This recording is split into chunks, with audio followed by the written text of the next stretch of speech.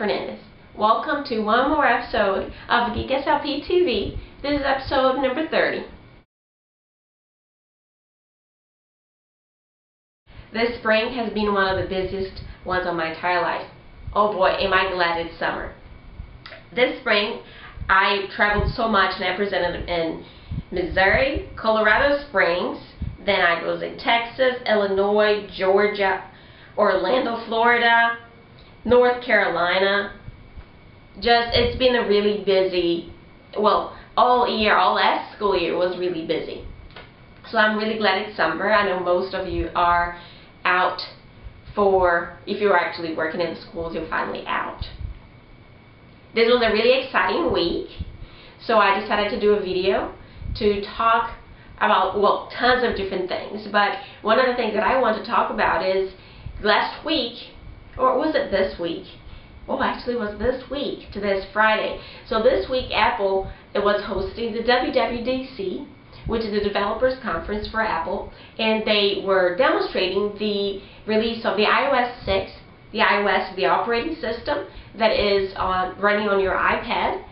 And currently you have 5.1.1. If you don't have 5.1.1, it's time to update. But in the fall, they're going to release the iOS 6. And the cool thing about the iOS 6, one of the things that caught my attention the most, of course, there's tons of new features coming up. So there's the importance of constantly updating. The iOS 6 comes with what they call the, what's the name? I'm blanking out. Hold on. Let me go back and try to remember the name. Because I'm just, okay, I got it. It's called Guided Access. The Guided Access will allow you to restrict the use on the iPad to one single application. This is, of course, designed by Apple, I think in response to the autism community, and of course as SLPs, that we see the need for students to be using a specific application, especially communication applications, our AAC apps, that we want the student to be using without pressing the home button and exiting the application. So with the guided access, you're going to be able to limit the access of the child to one single application. This is going to be phenomenal because now we can finally start using the iPad and maybe pushing even more the use of the iPad as an AAC device, knowing that it can be a dedicated AAC device now with the guided access. Also, it can be really useful if you're doing therapy and if you want to select a specific activity and application and allow the student to use it. You can restrict the use of just that application. Even if the student presses the home button, it's not going to exit the application. So that's really neat. The new thing that I also want to talk about is I recently released a new application called Articulation Scenes. So Articulation Scenes is an application that is designed to target, of course, articulation, but it was designed around the whole theme of cinema and movie theater.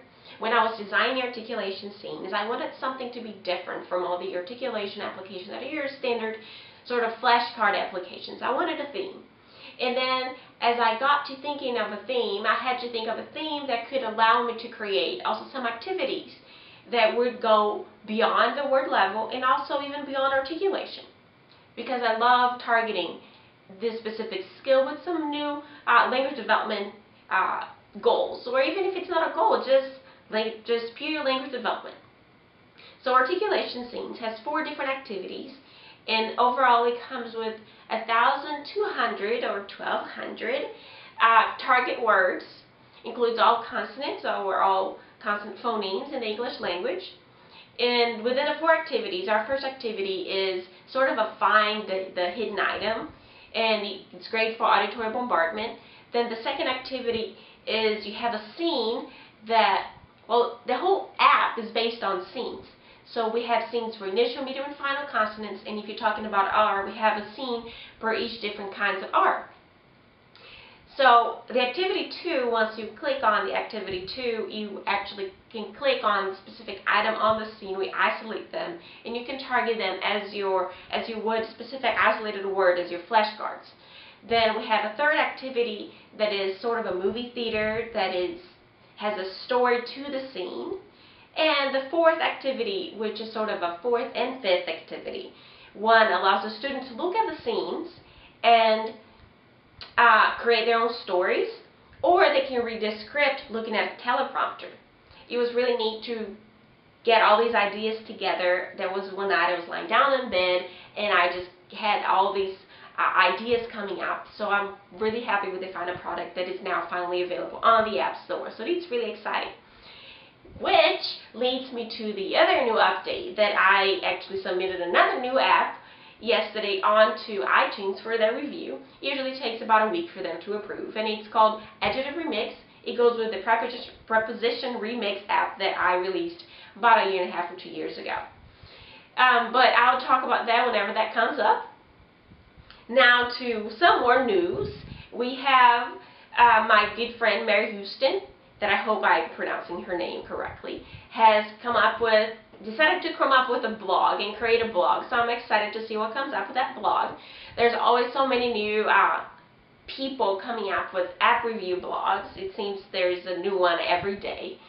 And I'm excited to see Mary's take because she's a phenomenal SLP.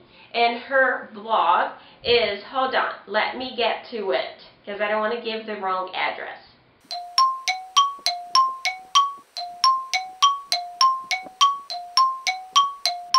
Okay, so her blog is called speechadventures.com, and I'm really happy to hear that she decided to review her first app with Language Adventures, which is also an app that was developed by Smarty Ears, and I have designed the application with Sean Sweeney, and of course the authors of Language Adventures.